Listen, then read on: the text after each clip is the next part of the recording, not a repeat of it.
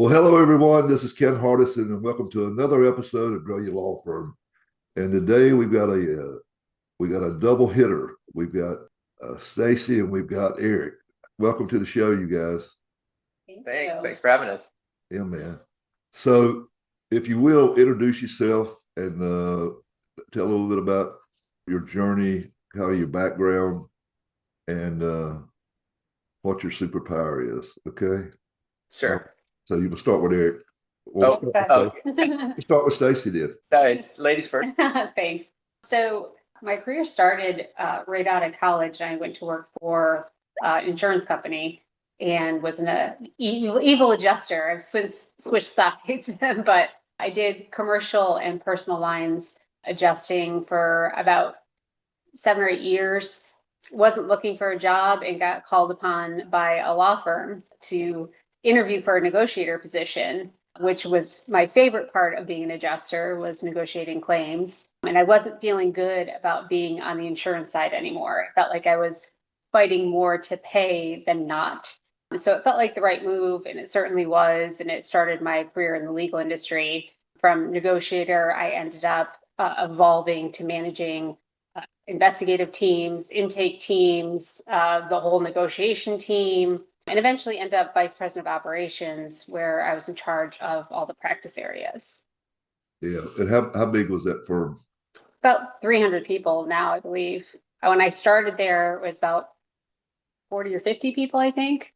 So massive growth in my time there, about 20 years. Right. And then, Yeah. So similar to Stacie, I started outside of the legal space.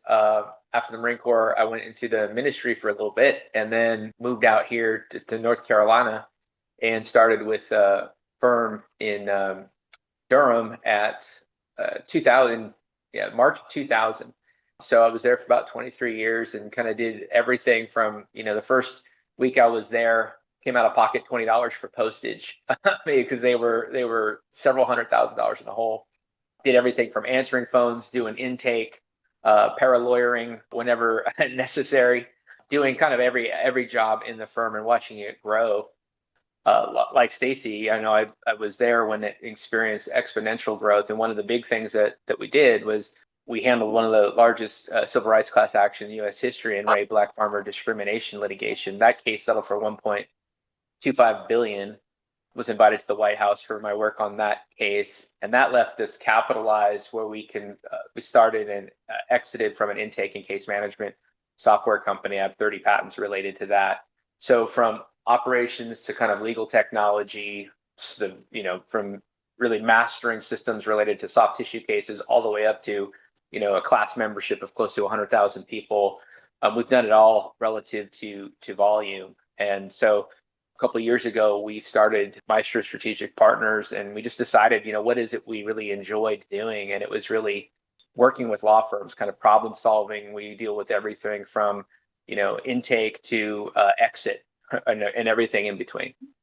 so basically, you were the COO of it during all that growth, then, right? Yeah, so I was the CEO. I wore many hats and had many titles. In the early days, I was a COO, and then as the firm grew and it started to scale, the executive team also scaled. And so then we ended up bringing subject matter experts in each lane. Then Stacie became the vice president of operations. There was a vice president of marketing, finance, and that sort of thing. And then I kind of sat at the top as more of a chief of staff role between the firm and between the legal tech company. And so I had effectively for a number of years 2 full-time jobs. Yeah. And I remember the firm you were with, and I remember they were like, y'all were my nemesis. I mean, you were my biggest competition. And and it's like me, most lawyers, we like to think that we did it, but really it's the people like you. I had on you that really I couldn't have did it without. I mean, and I think that's really important for lawyers to understand that you can't do it all by yourself, and really getting good people, especially at the top, that can help you maneuver and grow is, I think it's essential, man. I just think I call it second in command, however you want to say it. There's been books written on it, but to really scale a law firm, you got to have a good executive team, whether it be one person Whereas you grew, because like you said, you were pulling out money for postage at one time, and then you're sitting there, got 300 employees, and that's a big operation. I know. I mean, I got to 70, and I thought it was a nightmare with that many people that you didn't know everybody that worked there. I mean, you just don't. You can't know it. You got. Yeah, there were people there for 5 years. I met them at their 5-year anniversary. It was, I mean, seriously, I mean, it was just massive. One of the things on the second in command point, Ken, because I think it's wise counsel to tell your listeners and your mastermind members that, what we want to do is we want to put the visionaries, the principals in their positions of strength, and then allow the non-attorneys, or they could be attorneys, but those professionals who are handling the administration, handle those things that are delegable and allow the principals to focus on those things that are not delegable, like vision. You might need to get out and network. You might need to get out to rainmake. The very best firms we've seen are involved in mastermind groups. They're dedicated to those meetings. They're going to those meetings. They're hearing new ideas. They're hearing different experiences. And then they come back home to the mothership and they talk to their executive team and say, here's this great idea. And the very best executive teams will say, that is a good idea.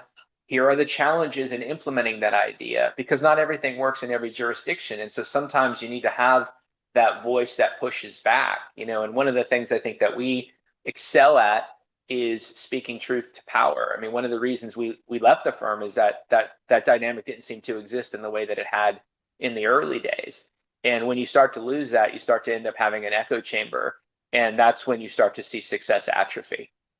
I think the big deal, I never wanted yes people. I mean, I wanted somebody that would challenge me, not be scared of me. You know what I'm saying? I think leaders that are killed a messenger, I don't think they can really take it to the next level. I mean, maybe they can, but I think you got to be able to. You can't know it all, and sometimes you got to defer and listen. I've gone into meetings and had one idea, and then when I walk out of the meeting, I'm completely 180 degrees because they convinced me my thought process was I didn't think about this and that. Because let's be honest, I'm not down there in the trenches. I'm not down there where the sausage is made. Is why I look at it. You got to listen to your frontliners as well, and the people that are getting stuff done. I mean, I still have that problem today at Pilmont. I have all these great ideas I think in my head, and half of them are and half of them aren't, But the deal is, I got to have somebody to bounce it off of to set me straight and say, listen, Ken, have you thought about this? Have you thought about that? Or this is going to be crazy to implement, and we just don't have the manpower. I mean, if you could hire 3 more people, whatever, because that's another thing I see is, and I think you would agree, but you have all the best ideas in the world. If you don't execute, implement, it don't mean nothing. I mean, the deal is it's useless. It's just a pipe dream, right?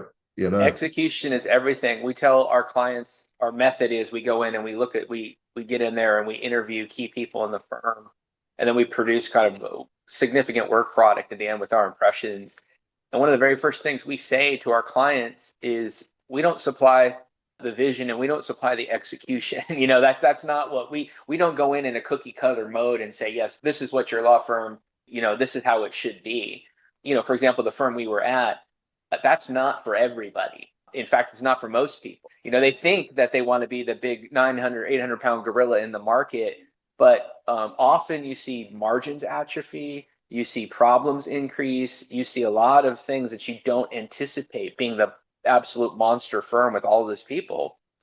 And some firms don't want to lose that sense of culture. Like you talked about, your firm got to 70. I remember 70 very well. And there were distinct cultural benchmarks that changed at 40 and 70. And then when you get north of 100, you might as well be IBM. I mean, it's very difficult unless you're under one roof. Yeah. Yeah. And with offshore and all that stuff going on now. So I was going to talk to you about that too, is as you grow, I mean, I've heard this, I don't know if it's true or not, but I've heard that like, when you start, like every time you double the firm, like if you go from 25 to 50 people, you got to kind of re-engineer stuff. I mean, I don't know if that's true or not, but I don't know if it's exact science, but the deal is as you get bigger, you got to re-engineer stuff because things are different. You can't keep doing things the same way and expecting to evolve. What got you to 30 is not necessarily what's going to get you to 70 or 80 people or beyond that. I mean, I speak in metaphors a lot, and I think a house is a great metaphor. You get married, you have a kid, and you have a nice little 3-bedroom house, and it's fine. You have 5 more kids, that just doesn't work anymore. And that's obviously you need to expand the physical location just because you've got more bodies. But the same is true. What we see this, Ken, is we see this in intake systems, where there's still firms out there that have these old intake systems where intake comes in, lead has to be elevated to somebody, and somebody has to review it. That doesn't work when you're getting hundreds of leads coming in, because by definition, what do you end up doing? You start to see these hold times, you start to call people back, you start to do all these things that are terrible practices in intake.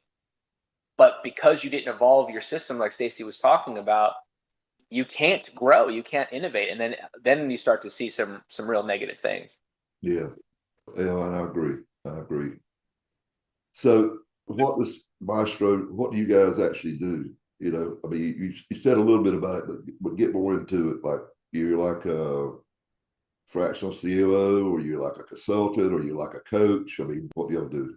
Yeah, all of the above. I was going to say all of the above. I mean, I think our most significant engagement is certainly fractional work. And it can be not only a fractional COO, it can be a fractional CSO, a strategy person. It can be fractional marketing to a point. We try to meet firms where they're at. We try to come up with creative ways to help them. We can't be everything to everybody. I would say that some of our more popular work is where it's a hybridization, where you talked about superpowers earlier. In addition to kind of intake and asynchronous teams, one of Stacie's superpower is coaching and mentoring younger managers and developing them. And we've seen a real demand in our services related to that.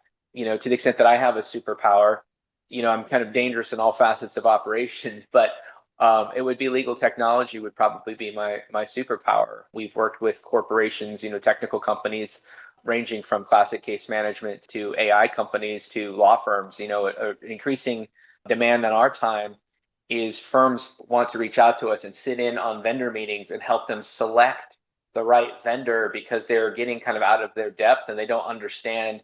AI is such a buzzword now, but there's a lot of snake oil out there, and we talked about this at the last Super Summit, that what's real AI, what's not real AI, and sometimes it gets real murky. And so we're seeing a demand for our involvement there. We have some firms that want to just use us as just in a straight advisory capacity, where we might meet with them monthly and have conversations ranging from attorney compensation to crisis management to kind of growth issues.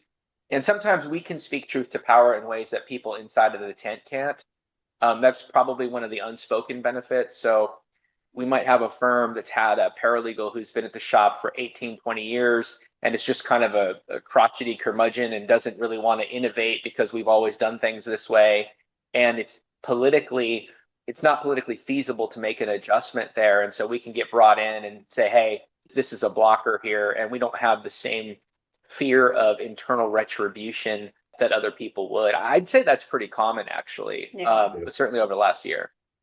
Well, we see that a lot in the masterminds. We have people saying, she's been with me for 20 years, and it's like she feels like she's indispensable. Well, that comes up often, and there's an emotional attachment to someone who's been with you for so long. You've been through a lot of hard times together, good times together, and that loyalty, firm owners want to reward, but they have to recognize if it is holding them back from where they actually want to go. Someone who's going to be a blocker like that to all the innovative ideas and kind of poo-poo it or turn it down, or worse, is just not support it internally. So, they have the staff's ear even more, I think, than firm owners, and they could be blocking initiatives that are super important. And I'll tell you this, Ken, I think one of the things that really gets conflated in law firms is loyalty and longevity. In a law firm, those things are conflated. She's been here for 20 years and therefore she's loyal. I'd argue the one has nothing to do with the other. If you were paying that person well, which presumably over 20 years, they're going up the pay scale, so they probably are compensated well.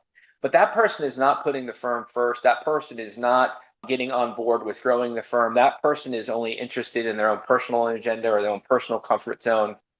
Who is that loyalty to? Is that loyalty to the firm, or is that loyalty to that person having, a comfortable position? I've been in plenty of firms where, we have clients where you've got long-term employees that do the opposite of what is in the best interest of the firm. That's not loyalty. Jack Welch would call that disruptors. Those are people that actually impede the health of the firm, not improve it. And it's hard to, like you said, that emotional tie. I've seen this time and time again over the years, and sometimes they just have to cut them loose because they can't change them. They feel bad about it while they're doing it, but 3 months down the road, they said, God, I wish I'd done this 2 years ago. It's the morale is so much better. People coming up to me saying, thank you. I mean, Yeah. It's tough. I've had to do it a couple of times over my life, and it's not fun. I mean, I hate it. It's not fun. I'll tell you though, Ken, it's, the other thing, it's not just a zero-sum game. If you have somebody in that situation, you can also create a scaffolding around them. We call it like an island. We worked, and this is very common, as in litigating firms. You might have a high-performing litigator who's a big earner, but they're just an absolute jerk and really toxic. And so you have to compartmentalize that person if you want to have a thriving and positive culture in the other parts of your firm. Most firms have an appetite for that because of the strong earning potential of the lawyer. The similar philosophy can work with these longer term employees. It just depends on what the firm is valuing and how much tolerance they have for bad behavior. Because if there's reaction or, they're acting out, or something like that, well, then you do have to make that more serious and permanent parting. But I've seen it work the other way, where that person just ends up working remote. You still have access to their subject matter, institutional knowledge, and then you just kind of isolate them and you essentially give them a working retirement in a sense. There's a lot of ways to skin that cat, but it is a cat that needs to be skinned. And we can recognize when you have that long-term employee that might still have potential and they really just didn't have anyone to kind of lead them to the next level. A lot of that is their overall attitude and are they adaptable to change? We just have to recognize when that's not going to happen. Yeah. Yeah. And something you said, what you do, Stacie, is really, and you made a comment, Eric, this middle management is what I call it. It's, I'm not going to say it's the COO, which of course that's great too. And I think they need training too, but that when you're scaling up, I think when you get to about 50, 70, 80, whatever, I mean, I don't know. I've heard people say about every 8 people, you need a leader, maybe not a manager, but a leader. I don't know if y'all subscribe to that or not, but. Yeah, there was this Harvard study in 1947, a neuroscience article that talked about the optimal number of people that a manager should have direct reports. Is 7. EOS, I think, prescribes that number between 6 and 8. I mean, so it's generally that number, and that's a major mistake that firms make, is too many roads leading to one person. Yeah, and it's it sets that one person up for failure too, because they could have been fantastic up to 30 or 40 people, but now we're at 50, 60 people. They can't know everything going on, and so they start to feel kind of that strain and failure. And it's not reasonable to know what 60 people are doing down to the minute, so you really need to consider those, like you said, even if it's not a manager in a kind of a lead role, you need those people under them. Yeah, because you got to be careful. Also, I don't want a firm that's got all chiefs and no Indians. Yeah. It's a balancing act, it is. One of the biggest things I really get upset about, and I don't know, maybe we can talk about how you deal with this, because this is something that I've had to deal with over the years. And you get somebody and they got a job title and you ask them to do something out and they say, well, that's not in my job. That's not my, that's not my job title. I don't do that. Well, that, as me as a leader, listen, when I work for other people, I clean the bathroom if that's what they need. You know what the deal is? I mean, I read all these books about over in Japan where these people go in every morning and they clean the place before they start working and all this stuff. And I'm thinking that kind of trains them to be, I don't know. I mean, I like y'all's comment on that. Yeah, part of it is, defining your culture. Most people don't want a firm like that where people are saying that's not my job, and you Oh, just I hate have it. to build that culture and recognize that's not a good cultural fit for your firm. If anyone has that attitude or literally says the words, just not a good cultural fit. I don't care how good they are at their job, they're going to have a limit. Yeah, Yeah, their priority is that this is exactly to the earlier point. This person is more concerned about themselves and their agenda and not firm first. If that person who's at your shop for 20 years, is that a loyal person? I'd say not. And so I'd argue you've got a hiring problem. If you have those people in abundance in your shop, one is one too many, but if you've got one, you probably have multiple. And that's where you have to hire. We're big on you hire for character. I mean, obviously, if you need a professional license, like a lawyer or something, they need obviously to have those base requirements. But, I don't need somebody to have X amount of education. I don't need somebody to have X amount of experience. I need somebody who's got the right skill set as far as their interpersonal skill set, high EQ, high character, and I can do a lot with a person that'll run through a wall, believe you me.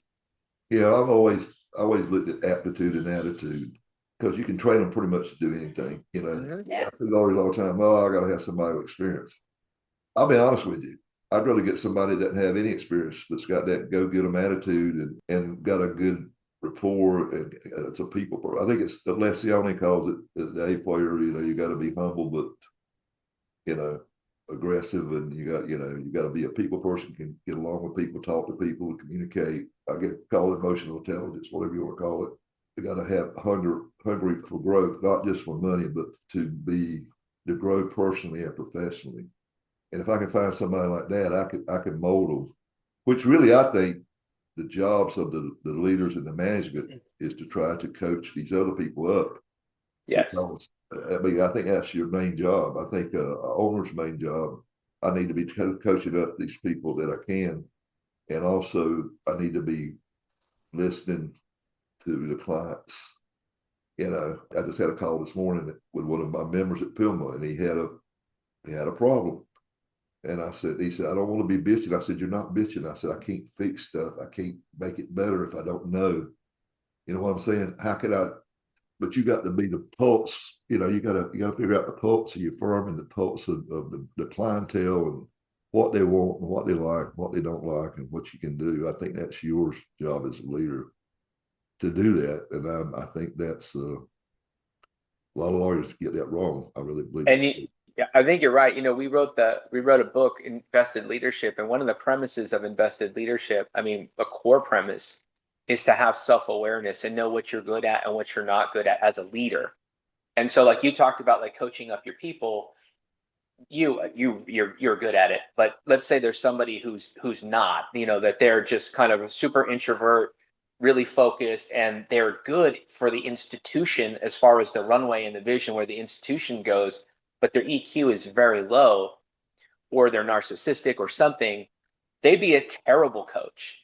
And so what you do in that instance is you surround yourself with people or third parties that can facilitate that coaching to develop your team. This morning, I try to read 20-30 minutes every morning on different articles that my AI agents bring me about a variety of things. And we're getting ready to do a seminar with a client on visions and values. And so I've really been looking at kind of what's the cutting edge culture, leadership, those sorts of things. And I saw something today. It says, you're not a leader. You're not truly a leader until you've created one. I have never heard it that way. I have heard it where, leaders, build other leaders, but I've never heard it like almost like a legal test. Like until you've spawned a leader, you haven't, made it. And I thought that was pretty profound because when I look at my career, I think that I've certainly had a hand, I know Stacie's had a hand in the development of people who I'd say are leaders, and that I didn't set out with that intention, but looking back at my career, I've seen it and it's very rewarding. And I think if more firms paid attention to those sorts of things, which incidentally, I think is going to be more important in the age of AI, not less, they'll be successful. Yeah. Yeah. You talk about that culture, back 20 years ago, I used to think that was a bunch of junk, but I believe in it so much now because I see the firms that are really doing good and they got a really good culture, and people love working there. And I don't know, and I think it helps you. It's like we actually had an incident at one of our quarterly meetings about a year ago, and we were arguing about. I ain't gonna say arguing, but we were debating. How about that? We were debating because that's the other thing. You got to be able to debate each other and Free exchange of ideas. Yep. Yeah, and disagree with each other. And it's sort of like I equivocated the way when I used to practice law. I get in the courtroom and fight like hell against the defense lawyer, and then I might, after we get through with the case, I might go out and have a beer with him. You know, I mean, Yeah, but you're not making it personal. No, it's not personal. It's just Right. right. We're doing our jobs, and you know, and we're advocating. But and then it just hit me like a light bulb. I said, well, here's one of our core values. I said, this tells us what we got to do. Everything we do is for the benefit, you know, is for the benefit of our members, you know, to make them better. And so look at this. I don't even know what the issue around all, but it was whether we do this or this, and this has got to, it'll cost us a lot more, or this, that, but to do it was going to be a really good example of a core value of everything we do is for the benefit of our members. And so that's how we decided it. That's how we made the decision. We made it real easy. And I tell people too, management, go to your core values first, because that's going to tell you 90% of the time what you should do. I don't know.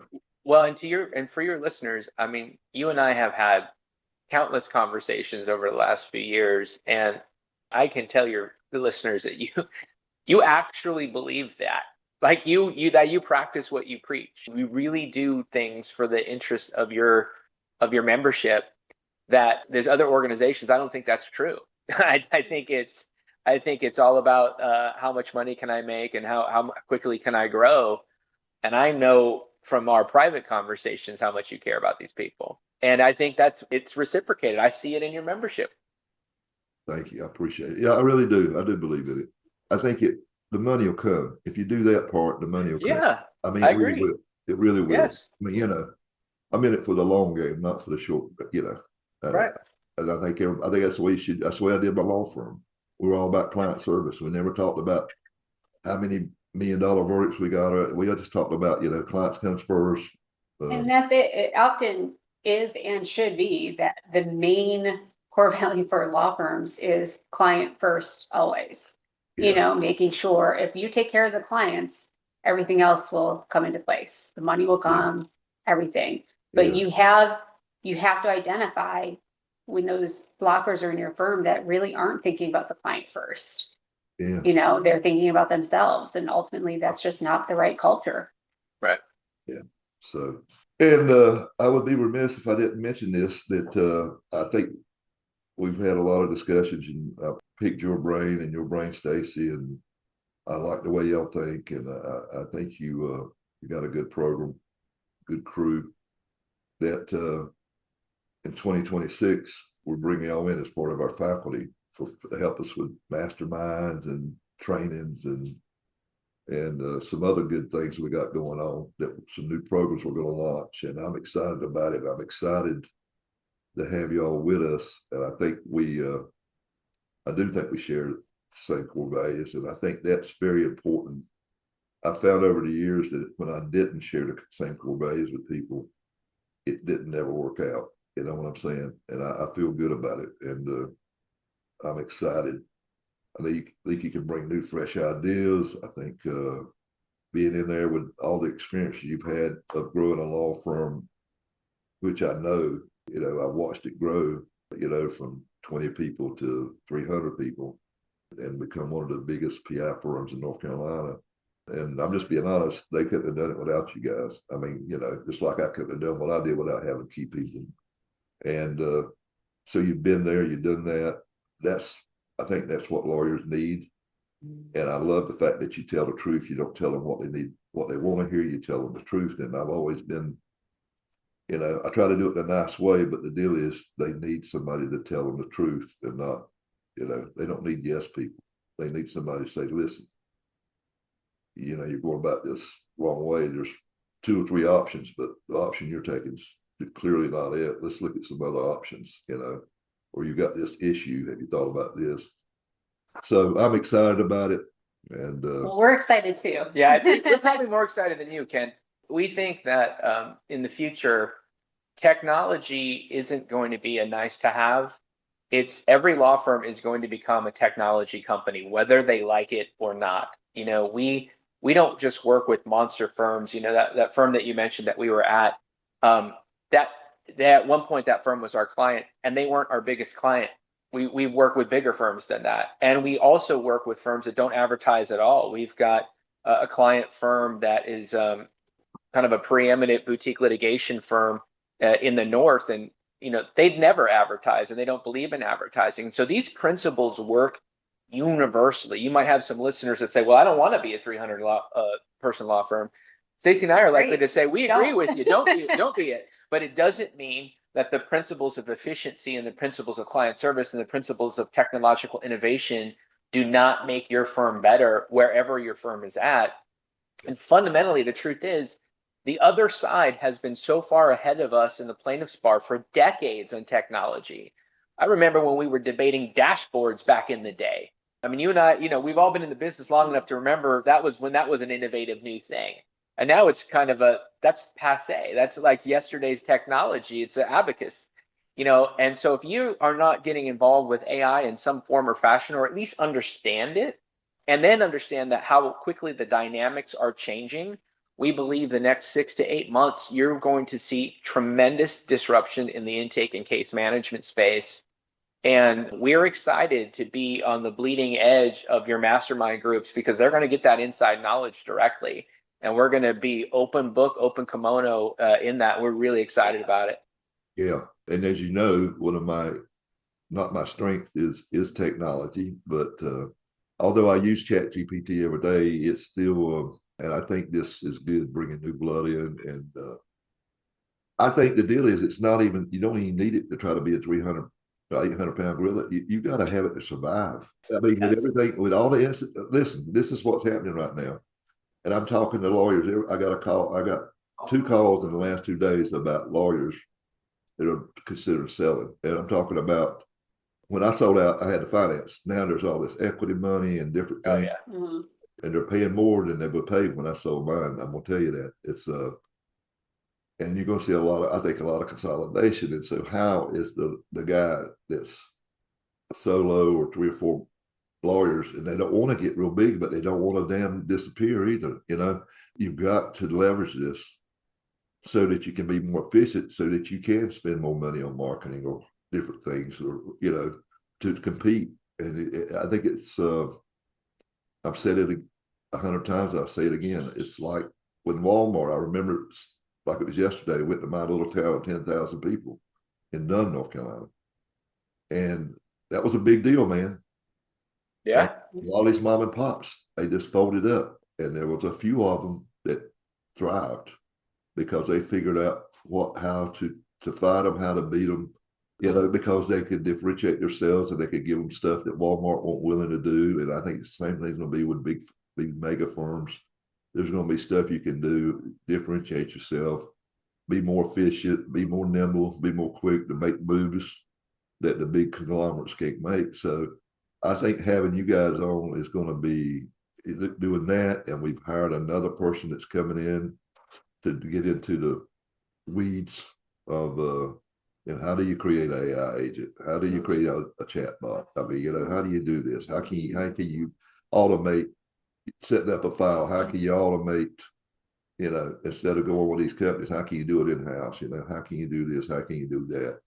Yeah, I think with offshore and the automation stuff, whether you want to call it AI or just regular automation, it ain't a matter of doing it to get ahead of everybody. It's doing it to survive. I really think that. I might be wrong, but that's what I think.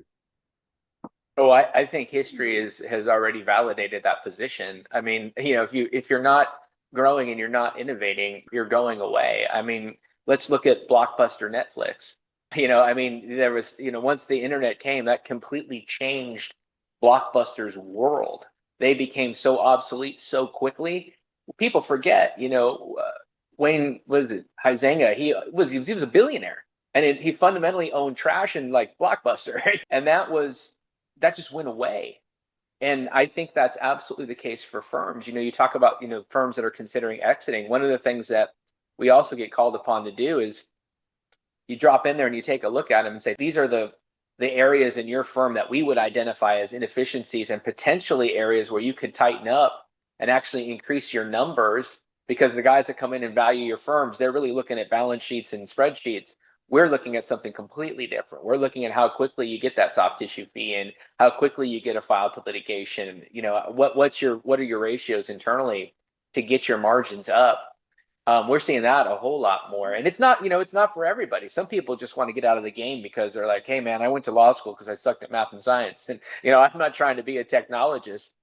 See the earlier point that we made. If you're not a technologist, then surround yourself with people who are, or bring in third parties who are, so that you can continue being the trial lawyer that you want to be or the marketeer that you want to be, but recognizing the reality that your world is changing. Yeah, we definitely have been working with a lot more firms that have went ahead and purchased the AI products, but haven't fully adopted them, and they're not really implementing them right. We don't want firms wasting their money, when their team is not on board. They bought this product to help their team, and then nobody's using it or not using it to its fullest capability. So we want to help firms with that too. So you guys are going to be speaking at some of our events this year. So welcome aboard. I'm looking forward to it. I think this year is going to be the year that we really break out with a lot of new things to really help lawyers take it to the next level. And I'm excited about it. Really. We're excited too. It's going to be a great year. We're excited too. Yep. Great year. So in the meantime, if somebody wants to get up with you guys, how's the best way to do it? I think the best way is to reach out on the internet for us. Our website is mstratpartners.com, STRAT partners.com. I am a prolific email, much to Stacie and others' chagrin. So I am a pretty responsive person. We are eager to help. We don't take every client that approaches us, but I think it's true that we help every client that approaches us.